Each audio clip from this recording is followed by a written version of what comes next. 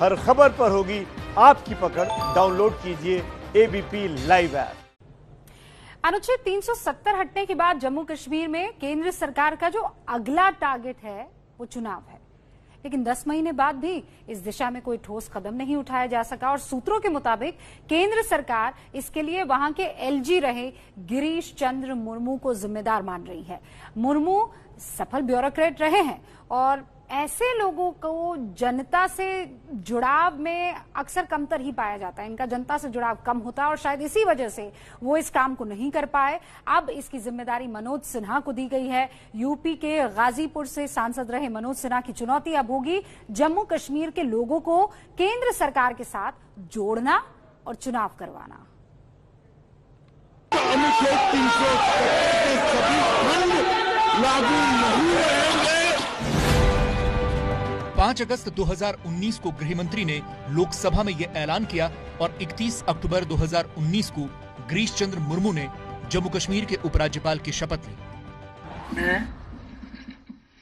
गिरीश चंद्र मुर्मू सत्यनिष्ठा से प्रतिज्ञा करता हूं कि मैं श्रद्धापूर्वक केंद्र शासित प्रदेश जम्मू कश्मीर के उपराज्यपाल के पद का कार्यपालन करूंगा तथा अपनी पूरी योग्यता से संविधान और विधि का परिरक्षण, संरक्षण और प्रतिरक्षण करूंगा।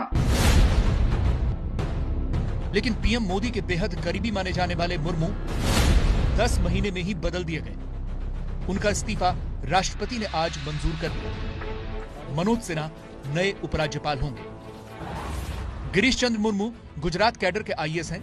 नरेंद्र मोदी के गुजरात में मुख्यमंत्री रहने के दौरान प्रधान सचिव भी रहे।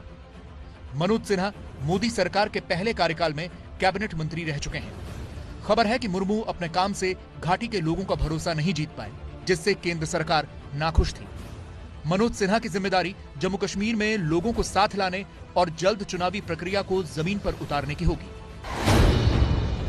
कश्मीर को लेकर पाकिस्तान लगातार भारत विरोधी एजेंडा चला रहा है।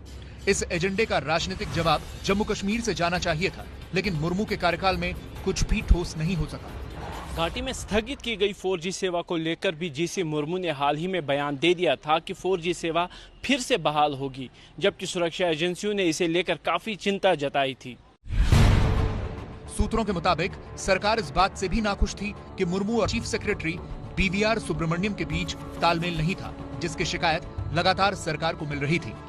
हाल ही में जब पूर्व उपराज्यपाल जीसी मुर्मू और चीफ सेक्रेटरी सुब्रमण्यम दिल्ली में एक ही वक्त पर थे, तो सुब्रमण्यम किसी और से मुलाकात करते थे और जीसी मुर्मू किसी और से।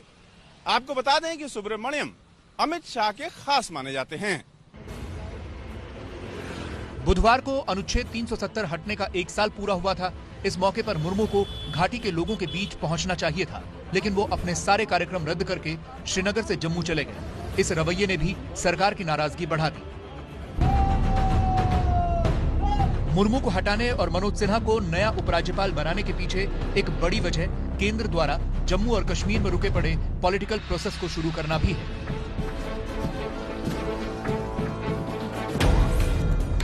नेशनल कॉन्फ्रेंस और PDP सहित कई दलों के नेताओं को हाल ही में नजरबंदी से रिहा किया गया है।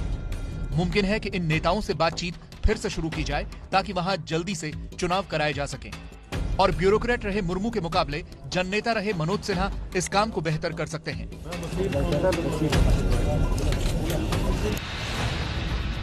सूत्रों के मुताबिक मुर्मू को राजीव महर्षि के बाद देश का नया CAG बनाया जा सकता है।